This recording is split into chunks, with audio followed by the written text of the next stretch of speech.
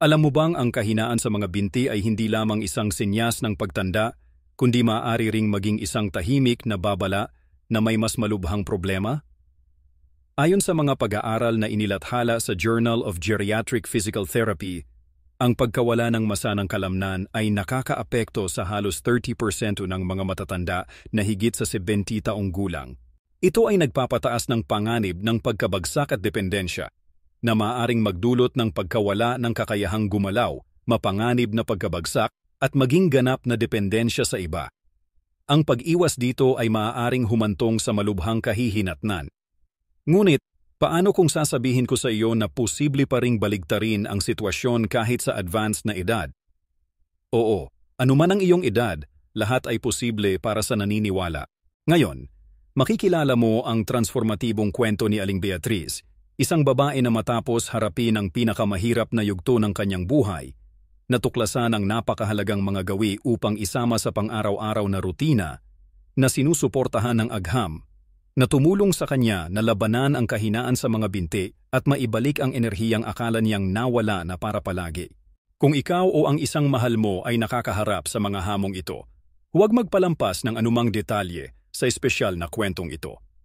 Maaaring ito ang susi para baguhin ang iyong buhay.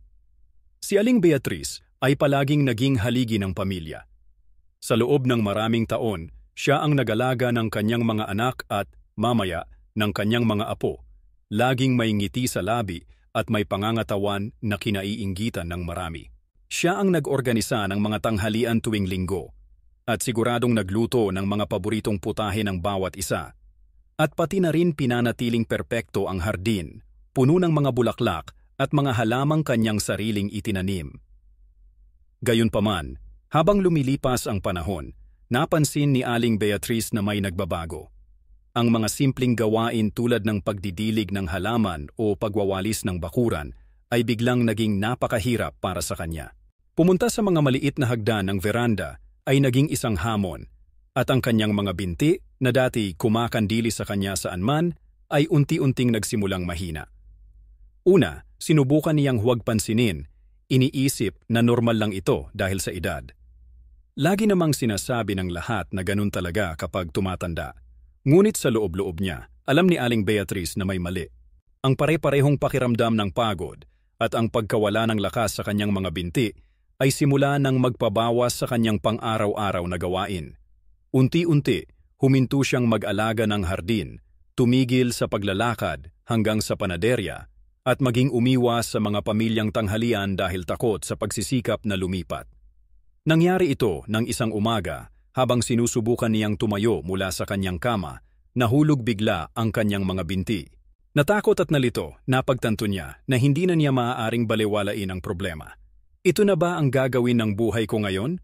Ang tanong niya sa sarili habang umiiyak.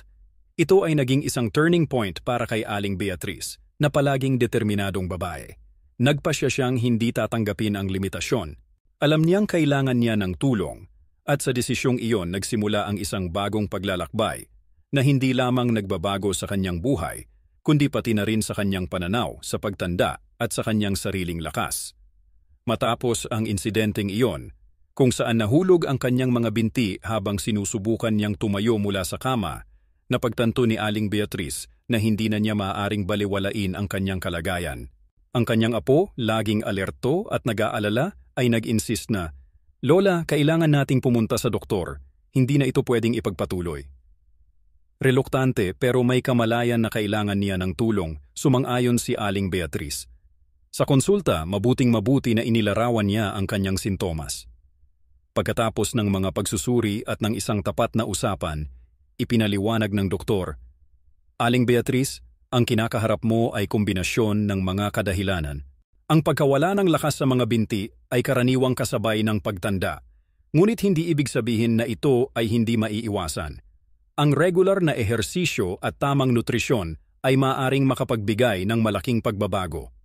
Mga pag-aaral mula sa American Journal of Clinical Nutrition ay nagpapakita na ang regular na ehersisyo at isang dieta na mayaman sa antioksidante ay maaaring bawasan ang pamamaga sa mga kalamnan at mapabuti ang mobility ng mga matatanda ng hanggang 25%. Patuloy niyang ipinaliwanag na ang maliliit na pagbabago sa araw-araw ay maaaring magdulot ng malalaking resulta. Sa paglipas ng panahon, maaari kang makabawi ng isang makabuluhang bahagi ng iyong lakas sa kalamnan at mapabuti ang iyong mobility. Aniya, habang binibigyan siya ng praktikal na payo tulad ng light walking, strengthening exercises, at isang dieta na mayaman sa anti-inflammatory at antioxidanting nutrients. Bagamat may bahid pa ng pag-aalala, lumabas si Aling Beatriz mula sa konsulta na may halo ng kaginhawaan at hamon. Alam niyang hindi madali, ngunit handa siyang subukan. Sa parehong linggo, habang sinusuri pa rin ni Aling Beatriz ang mga payo ng doktor, dumalaw sa kanya ang isang matagal na kaibigan.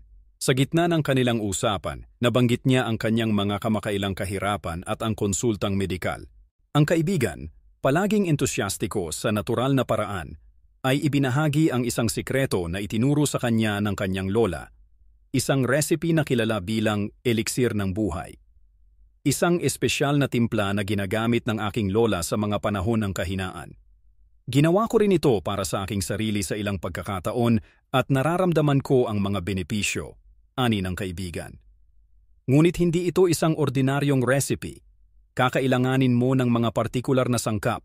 Kinurusiyahan si Aling Beatriz at hiniling ang listahan.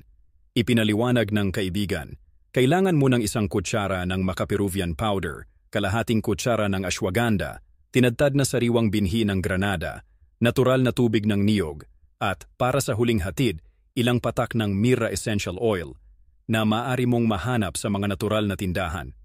Haluin lahat sa mainit na tubig, banlawan hanggang maging homogeneous, at inumin ito sa umaga nang walang laman ang tiyan.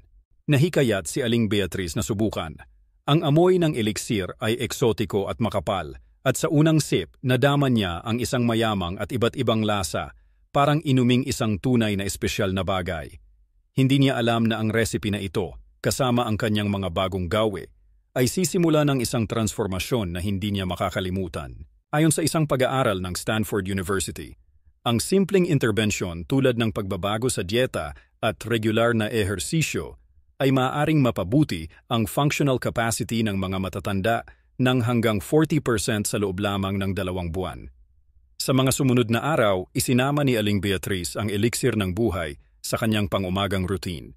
Sa bawat sip, nadama niya hindi lamang ang makapal na lasa, kundi pati na rin ang isang sensasyon ng init at enerhiya na matagal na niyang hindi nararamdaman. Gayunpaman, alam niyang hindi sapat ang eliksir lamang. Kailangan niyang sundin ang mga payo ng doktor at magbigay ng maliit na hakbang patungo sa recovery. Sa pagsisikap ng kanyang apo, nagsimula siyang maglakad ng magaan sa paligid ng kanilang bakuran. Una, ang galaw ay mabagal at hesitante. Sa bawat hakbang nadama niya ang kanyang mga binti na kumikilos, parang sinusubukan ang isang lakas na tila natutulog. Gayunpaman, ang kanyang persistensya ay biglang nagdala ng bunga. Pagkalipas ng ilang linggo, ang madalas na pagpipigil ay bumaba at napagtanto ni Aling Beatriz na ang paglalakad ay hindi na masyadong puyat. Bukod dito, napansin niya ang maliliit ngunit makabuluhang pagbabago sa kanyang katawan. Ang patuloy na sakit sa mga joint ay unti-unti nang nawala at ang dating madalas na pagod ay nagbigay daan sa isang bagong enerhiya. Simula nang gumaling din ang kanyang tulog, isang bagay na matagal na hindi niya nararanasan. Totoo ba ito? Ang tanong niya sa sarili, habang tinitingnan ang mas matatag niyang kamay habang umaakyat sa barandal ng veranda. Isang araw, sa panahon ng isang follow-up consultation, napansin ng doktor ang pagbabago. Aling Beatriz, ang mga resulta ay nagsisimula ng lumitaw. Magpatuloy lang ng gayon sapagkat ang iyong katawan ay sumasagot ng lubos, aniya ng may entusyasmo.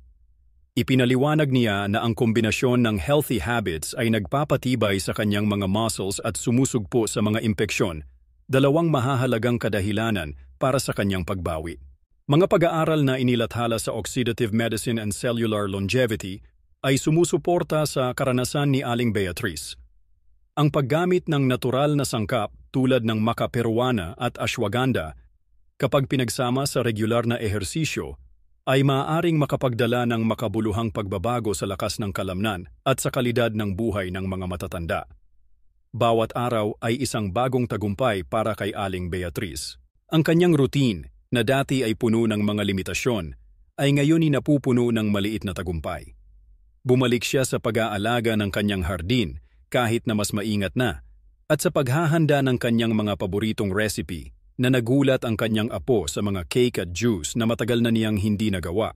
Bukod sa elixir ng buhay, nagsimula siyang gawin ang isang simple ngunit lubhang epektibong ehersisyo na inirekomenda ng doktor para mapalakas ang kanyang mga binte, ang calf raise exercise. Para gawin ito, mahinang humawak siya sa likuran ng isang silya.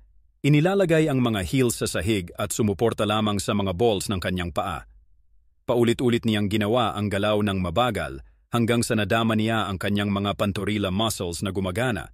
Una, ang ehersisyo ay tila mahirap, ngunit sa paglipas ng panahon, nadama niyang mas matatag ang kanyang mga binti at mas kumpiyansa ang kanyang mga galaw.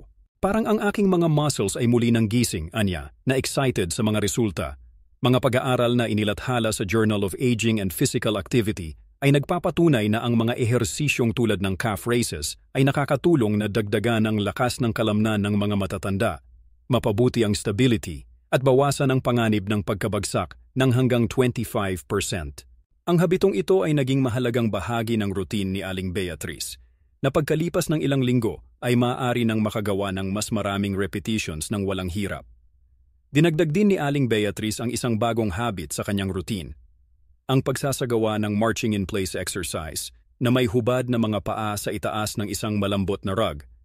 Itinaas niya alternately ang kanyang mga tuhod tulad ng pagmamarcho habang mahinang humahawak sa isang silya para mapanatili ang balanse. Na kahit na simpleng galaw, lubhang epektibo ito para mapalakas ang mga thigh muscles at mapabuti ang motor coordination. Una, ginawa niya ito ng 1 minuto lamang, ngunit sa paglipas ng mga linggo, paulit-ulit niyang nadagdagan ang oras at intensidad. Parang ang aking mga binti ay muli ng buhay, anya, ngumiti habang napapansin ang kanyang pag-unlad. Mga pag-aaral mula sa gerontology and geriatric medicine ay nagpapatunay na ang mga ehersisyong nakatuon sa balance at functional mobility, tulad ng marching in place, ay maaaring dagdagan ang lakas ng kalamnan ng mga matatanda ng hanggang 20%, pati na rin bawasan ang panganib ng pagkabagsak at mapabuti ang kumpiyansa sa paggalaw. Ang habitong ito, kapag pinagsama sa iba, ay nagsimula na magdala ng pagbabago hindi lamang sa kanyang mobility, kundi pati na rin sa kanyang estado ng isip. Napagtanto ni Aling Beatriz na ang bawat maliit na pagsisikap araw-araw ay isang tagumpay, at na siya ay nagbabawi hindi lamang ng pisikal na lakas, kundi pati na rin ng kanyang independensya.